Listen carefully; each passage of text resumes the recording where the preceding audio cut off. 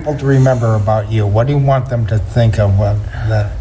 I think I represent the blue-collar worker, the working family. My biggest thing is vocations. We currently have one vocational school in the city of Boston. Again, our kids are getting pushed out to Quincy and Middlesex and different places for vocational. In college isn't for everybody, and there needs to be another option there.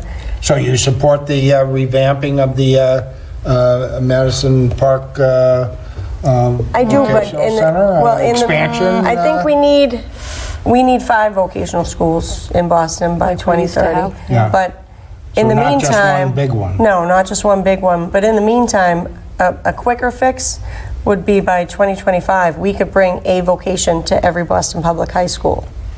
How's that? How would you do that? Well, years ago, Charlestown had electric, South Boston had sheet metal. My dad went to Charlestown High for the electrical. You'd go to Hyde Park High for plumbing, I think. Yeah. So a lot of these people I'm working with in the trades, and they're on the brink of retirement, and there's really nobody to pass the torch to.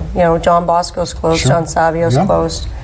And I think the trades really offer the answer to everything. The answer to more affordable housing. Now you're giving people careers, not just jobs. You're helping them make a sustainable Getting a fair living. wage, you're right. Yep, annuity, pension. Gives the kids something to do. Like, it gives them a sense of worth. So then you're fighting the gangs and the gun violence.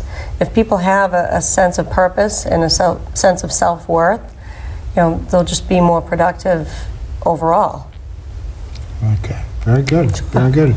Erin, you kind of made your mark in a sense. I know you've been working on education issues as well, but what would you like them to think of?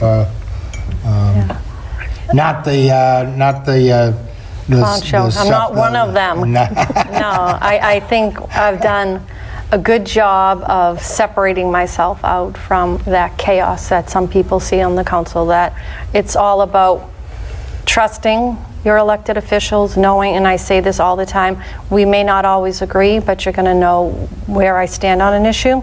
One thing I do that most politicians don't, and oftentimes people ask me why I do it so much, is I put my press releases out, I put my my name on the line where I tell people where I stand. I don't try to stay out of an issue, right? I don't try to stay under the radar. So there's people who don't always agree with me, but at the end of the day, I think I've earned way more respect, that people respect that I show up and I don't change my story, right? When I'm in West, you still might get a vote, right? yeah, that they say, well, thank you for being honest. I say, well, it's all about making sure that you're not promising things you can't deliver on. So absolutely making sure that they remember that I was the counselor who kept her campaign promises of working hard, showing up every day.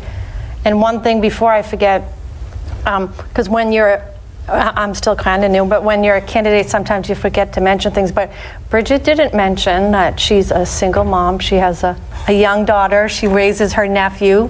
She's the primary caregiver to her mother and goes to work every day. And on the last few weekends on the campaign trail on Sundays, I've seen her, and she's coming from soccer practice.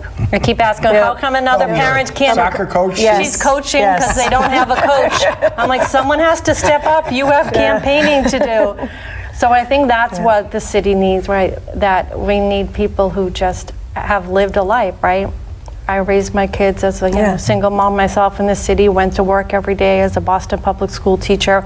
Life is hard for lots of people, right? And all of us, right? Life is challenging, but to show people that, you can get through your challenges, and that I do believe that I'm a voice for people on the council, and I'll continue to do that. And still hold your composure and be professional. Well, there you go, yes. Yeah. Well, again,